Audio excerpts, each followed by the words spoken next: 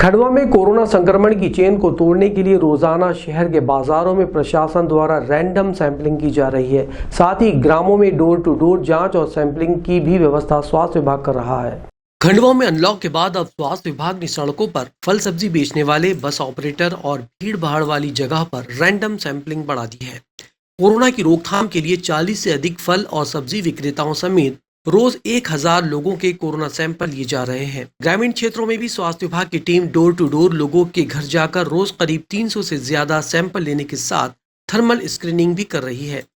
Khandwa collector Anay Dwivedi के निर्देश पर स्वास्थ्य विभाग की टीम मार्केट में फल सब्जी और दुकानदारों के रैंडम सैंपल कलेक्ट कर रही है। जानकारी देते हुए कलेक्टर अनय द्विवेदी ने कहा कि संक्रमण रोकने के लिए हमारी टीम लगातार शहर से लेकर ग्रामीण इलाकों तक घूम रही है और जानकारी जुटाई जा रही है कि किसी प्रकार की कोई बीमारी या सर्दी खांसी जैसे लक्षण तो नहीं है।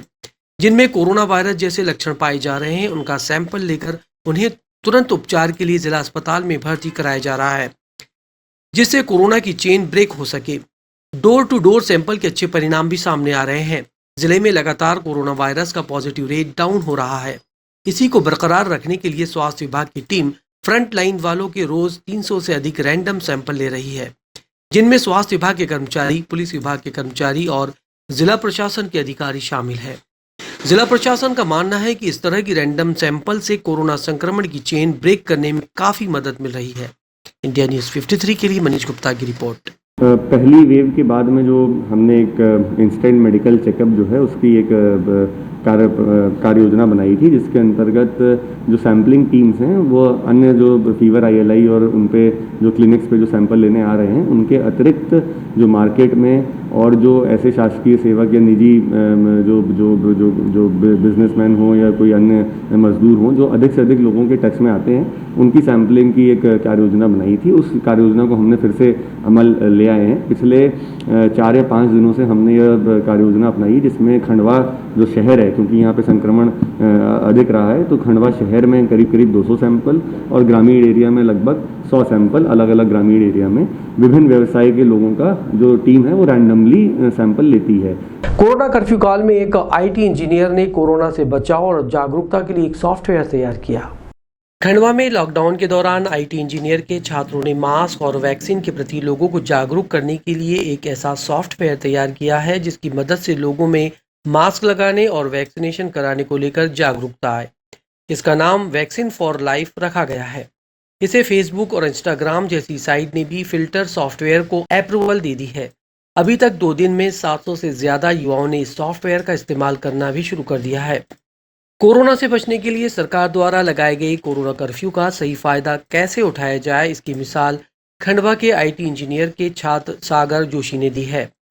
लॉकडाउन के खाली समय में 15 दिन में एक ऐसा सॉफ्टवेयर बनाकर तैयार किया है जिसकी हर तरफ तारीफ हो रही है। सागर ने एक ऐसा सॉफ्टवेयर तैयार किया है जिसकी मदद से काफी हद तक कोरोना से बचा जा सकता है। साथ ही मास्क और वैक्सीन के प्रति लोगों को जागरूक करने का तरीका भी सॉफ्टवेयर में बताया गया है। जैसे ही आप फिल्टर सॉफ्टवेयर ओपन करते हैं, बिना मास्क के अपना मुंह खोलते हैं तो मोबाइल में आपके फेस पर वायरस ही वायरस आ जाते हैं, जिससे ये पता चलता है कि आपके आसपास बहुत वायरस है। इसलिए आपको हमेशा मास्क पहनकर बाहर निकलना है। इसके बाद जब आप अपना मुंह बंद करते हैं तो मैसेज आता है कि मैंने वैक्सीन लगा ली, प्लीज आप भी वैक्सीन लगाएं, क्योंकि कोरोना से बचने के लिए वैक्सीन ही मददगार है। सागर जोशी ने कहा कि उसको बनाने के पीछे उनका मकसद केवल लोगों को मास्क और वैक्सीन के प्रति जागरूक करना है। उन्होंने अपने सॉफ्टवेयर को फेसबुक और इंस्टाग्राम जैसी साइट पर रखा है। इंडिया न्यूज़ 53 के लिए मनीष गुप्ता की रिपोर्ट। हाँ, जैसे कि आप जानते हैं कि 1 जून से खंडवा को अनलॉक कर दिया गया है। इसके साथ में ही हमारे द्वारा विशेष प्लानिंग की गई कि जैसे ही हम मार्केट ओपन करते हैं उसके साथ में ही जो बाज़ार में फल वाले हैं, सब्जी वाले हैं, दुकानदार हैं, बस वाले हैं और साथ में जो हमारे ऑफिस में काम करने वाले नगर निगम के कर्मचारी हैं, हॉस्पिटल के जो वर्कर्स हैं, हेल्थ वर्कर्स हैं, पुलिस के कर्मचारी हैं, जितने भी फ्रंटलाइन वर्कर्स हैं, प्लस जिन लोगों का एक्सपोज़र ज़्यादा है जो डेली बाहर निकलते हैं, इन लोगों का प्रतिदिन करीब 300 के करीब सैंपल हम लोग ले रहे हैं। और जैसे ही कोई पॉजिटिव पाया जाता है तो उनको हम लोग तुरंत आइसोलेट करके ट्रीट करें, यही उद्देश्य है। क्योंकि अभी हमारे यहाँ पे पॉजिटिविटी रेट काफ़ी कम है और जो डेली पॉजिटिव आ रहे हैं वो 1 या 2 आ रहे हैं। तो अभी हमको इसी स्थिति को बनाए रखने के लिए जितने भी सिम्टोमेटिक या पॉजिटिव हैं उनका अर्ली आइडेंटिफिकेशन करके उनको आइसोलेट किया जाना है। इसी स्ट्रेटजी पे ये काम किया जा रहा है। ये एक AR फिल्टर है और ये फेसबुक और इंस्टाग्राम दोनों पर अवेलेबल है और इसे सर्च करने के लिए आपको यूज़ करना पड़ेगा vaccine for life. Vaccine for life ये नाम है फ़िल्टर का और इसके ज़रिए आप सेल्फ़ी ले सकते हैं, वीडियो ले सकते हैं। साथ ही साथ इसमें अवेयरनेस फैलाने के लिए हम लोगों ने एक ऐसे तरीके का सिस्टम तैयार किया जिससे आप अवेयर करें लोगों को और मैसेज दे पाएँ कि यू आर वैक्सीनेटेड और क्या आप वैक्सीनेटेड हैं। लोगों को बेसिकली इस फ़िल्टर को यूज़ करके अपना स्टेटस स्टोरी वगैरह पे शेयर करना है और साथ ही साथ दूसरों को भी इस चीज़ को करने का बोलना है। इससे ये चीज़ होगी कि जो हमारा ग्रामीण क्षेत्र है जहाँ पर लोग डर रहे हैं वैक्सीनेशन से या फिर बच्चे युवा जो सोशल मीडिया तो यूज़ कर रहे हैं बट उन्हें ये नहीं पता कि मास्क पहनना क्यों ज़रूरी है, अपना वैक्सीनेट होना क्यों ज़रूरी है। ये इसलिए ज़रूरी है ताकि ये हमारी ही सुरक्षा के लिए है और इसके फ़िल्टर के ज़रिए आप इस चीज़ को समझ पाएंगे क्योंकि इसका इंटरेक्शन कुछ ऐसा है जिससे आपको समझ में आएगा कि बिना मास्क के आप कितने डेंजर में हैं और वैक्सीनेट होना क्यों ज़रूरी है। और फ़िल्टर में ये चीज़ यहाँ पर स्पेसिफाई होकर दिखती है कि I am vaccinated, are you. Khandwa जिले में अवैध रूप से ब्लास्टिंग करने के दौरान एक बालिका को आई गंभीर चोट से उसकी मौत हो गई। ग्रामीणों ने घटना पर आक्रोश जताते हुए कार्रवाई की मांग की है। खंडवा जिले के राजगढ़ गांव में एक दिल दहलाने वाली घटना सामने आई, जहां ठेकेदार की लापरवाही के चलते एक 12 वर्षीय बालिका की ब्लास्टिंग से घटना स्थल पर ही मौत हो गई। प्राप्त जानकारी के अनुसार घटना 12:30 बजे की है। पंधाना के ग्राम राजगढ़ में जहां डैम का निर्माण हो रहा है, ठेकेदार द्वारा अवैध रूप से ब्लास्टिंग की जा रही है, जिसमें आज एक बालिका की ब्लास्टिंग के दौरान मौत हो गई। बताया गया है कि ब्लास्टिंग का पत्थर जब घर के बाहर बैठी एक बालिका को लगा तो गंभीर रूप से घायल हो गई। वहीं उसकी बहन जो बाहर बैठी थी उसे भी पत्थर लगा और वो भी घायल हो गई, लेकिन बालिका ने उपचार के दौरान दम तोड़ दिया। घटना की जानकारी लगते ही पंधाना विधायक राम दागोरे जिला अस्पताल पहुंचे और घायलों का हालचाल जाना और ठेकेदार के विरुद्ध कड़ी से कड़ी कार्रवाई करने की मांग की। विधायक ने कहा कि भाम परियोजना में अवैध रूप से पूरे क्षेत्र में ब्लास्टिंग की जा रही है, ठेकेदार द्वारा लापरवाही बरती जा रही है। उनके द्वारा विधानसभा में प्रश्न भी लगाया गया, उस समय कार्रवाई हो जाती तो इस प्रकार का हादसा नहीं होता। अधिकारियों की मिलीभगत से मेरे क्षेत्र में बड़े पैमाने पर अवैध उत्खनन हो रहा है। खनन माफिया लोगों की जान से खेल रहे हैं। खनन माफियाओं के विरुद्ध कड़ी से कड़ी कार्रवाई की जानी चाहिए। परिजनों ने कहा कि ठेकेदार द्वारा लगातार ब्लास्टिंग की जा रही है। इससे पहले भी कई बड़े बड़े पत्थर घर पर आकर गिरे हैं, लेकिन हम गरीबों की कोई सुनता नहीं। आज हमारी बालिका की मौत हो गई, हमें इंसाफ चाहिए और जो भी आरोपी हो उसके विरुद्ध कड़ी से कड़ी कार्रवाई करनी चाहिए। इंडिया न्यूज़ 53 के लिए मनीष गुप्ता की रिपोर्ट।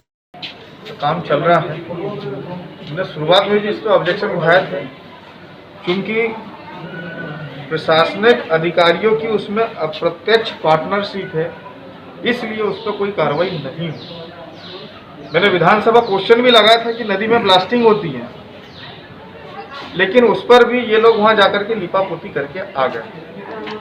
आज नतीजा ये निकला कि साल भर अगर उस विधानसभा प्रश्न के ऊपर कार्रवाई हो जाती तो इस बच्ची की मौत नहीं होती और 2 घंटे तक उस बच्ची को यहाँ गाड़ी में बैठाल करके इधर उधर घुमाया गया जब तक वो जीवित थी। अगर समय रहते उसको अस्पताल में भर्ती करा देते तो उसकी जान बच सकती थी। सारे प्रशासनिक अधिकारी सब उसमें लिप्त हैं और कुछ होशियार लोग समझौता करने के लिए आए हैं। तो पुलिस प्रशासन से भी मेरा निवेदन है कि उस पर कार्रवाई की जाए, नहीं तो यहीं में थोड़ी देर बाद धरने पर बैठूंगा मैं। और बड़े गंभीर आरोप लगाए हैं पर कि जब मैंने साल भर पहले बोला था कि यहाँ पे ब्लास्टिंग बंद करो, ब्लास्टिंग बंद नहीं की गई कि नदी में भी खोदने की परमिशन है, यहाँ भी खोदने की परमिशन है, वहाँ भी खोदने की परमिशन है। पूरी विधानसभा को खोद डाला इन्होंने। ये माइनिंग माफिया मिल करके पूरी विधानसभा से गिट्टी पत्थर निकाल करके ले जा रहे हैं। अब नदी को खोदने की क्या जरूरत है? नदी को खोदा, कोई सायरन नहीं बजा, कोई सूचना नहीं दी। नतीजा ये हो गया कि वो एक बहन बिस्तर पर लेटी हुई है और दूसरी की मौत हो चुकी है। जिला प्रशासन द्वारा खंडवा जेल में वैक्सीनेशन कैंप का आयोजन कर जेल में बंदियों को कोविड-19 से बचाव के लिए टीके लगाए गए। खंडवा जिले में कोरोना संक्रमण के फैलाव को रोकने और इससे बचाव को लेकर सकारात्मक पहल जिला प्रशासन की ओर से की जा रही है। अब जेल में बंद कैदियों की सुरक्षा को ध्यान में रखते हुए टीकाकरण अभियान की शुरुआत हुई है। कोरोना वायरस के खतरे को देखते हुए राज्य सरकार जहां अपने प्रदेश के सभी नागरिकों को टीकाकरण करवा रही है, वहीं राज्य सरकार द्वारा जिला जेलों में सभी कैदियों को टीकाकरण करवाया जा रहा है। इसी के तहत खंडवा जिला जेल में आज टीकाकरण किया गया, जिसमें कोवैक्सीन, कोविशील्ड वैक्सीन का टीकाकरण किया गया। इन कैदियों का अलग से रिकॉर्ड रखा गया है। जेल अधीक्षक ललित दीक्षित ने कहा कि अंग्रेजों के जमाने की ये जेल काफी पुरानी है। खंडवा सहित बुरहानपुर के कैदी यहाँ बंद हैं। जिला जेल में कैदियों की क्षमता 208 है, लेकिन इस समय 550 से अधिक कैदी बंदी हैं। सोशल डिस्टेंसिंग का पालन तो हो पाता है, लेकिन कैदियों को अलग अलग सोते समय समय पर सैनिटाइज किया जा रहा है। जिला चिकित्सालय की टीम के सहयोग से 18 से 45 वर्ष के कैदियों को टीकाकरण कराया गया आज, जिसमें इनका रिकॉर्ड भी रखा जा रहा है। किसको कौन सा टीका लगा है, समय आने पर दूसरा टीका भी लगवाया जाएगा। इंडिया न्यूज़ 53 के लिए मनीष गुप्ता की रिपोर्ट। जैसा कि आपको विदित है कि ये हमारी जेल जो है अंग्रेज़ों के ज़माने की जेल है और इसकी कैपेसिटी जो है वो 208 की है। उसके अगेंस्ट हमारे पास में 500 प्लस यहाँ पे प्रिजनर्स मौजूद रहते हैं, तो इसलिए हमको विशेष तौर पे यहाँ पे सावधानी रखनी पड़ती हैं जो है। तो सैनिटाइजेशन है, सोशल डिस्टेंसिंग तो मेंटेन नहीं हो पाती है, लेकिन फिर भी हमने उनके लिए अल्टरनेट स्लीपिंग पैटर्न यहाँ पे किया है, यानी कि एक का शेयर सोते समय एक तरफ, दूसरे का जो पड़ोसी है उसका दूसरी तरफ रहेगा। तो इस तरह से हम उनकी सोशल डिस्टेंसिंग मेंटेन करते हैं। सैनिटाइजेशन है, प्लस जो है हम बाकी और चीज़ें जो है यहाँ पे सोडियम हाइपोक्लोराइड का छिड़काव ये सब करवाते रहते हैं। आज का जो ये वृहद कैंप है ये ख़ास तौर पे इसलिए लगाया गया है कि वैक्सीनेशन हो जाए बंदियों का हमारे यहाँ पे। इसके पहले भी हुआ वैक्सीनेशन, जिसमें कि हमारे 45 वर्ष तक के जो है 45 प्लस वाले जो हैं उनको किया गया था। तो 2 शिफ्ट में वाला हो चुका है, 2 डोजेस लग चुकी हैं। आज जो है वृहद कैंप है, इसमें जो अभी नया वाला लागू हुआ है 18 प्लस वाला, तो 45 तक के वाले हैं। तो ऐसा उम्मीद है कि हम 300 बंदी तक कैटर कर ले जाएंगे इसमें जो है। तो डॉक्टर सेठिया साहब, निखिल महाजन जी, डॉक्टर शरद हरणे साहब, हमारे मधु हेमल्टन और हमारे जेल के और बाकी सब जो है ये पूरी टीम लगी है सेतु। जमानत हो जाती है तो उनको यहाँ से वो बता करके दे देते हैं कि आपको फर्स्ट डोज लगा है और इस वैक्सीन का लगा है, क्योंकि पहला वाला कोवैक्सीन का लगा था, तो उनको बता दिया जाता है। तो उसके बेसिस पे वो जहाँ पे भी सेकंड डोज के लिए जब एंटाइटल्ड होंगे तो वो लगवा सकते हैं। इंडिया न्यूज़ 53 के यूट्यूब चैनल से सतत खबरें प्राप्त करने के लिए हमारे चैनल को सब्सक्राइब करते हुए नोटिफिकेशन का आइकॉन को दबाएं। साथ ही हमें प्रोत्साहित करने के लिए चैनल को लाइक और शेयर ज़रूर करें। धन्यवाद।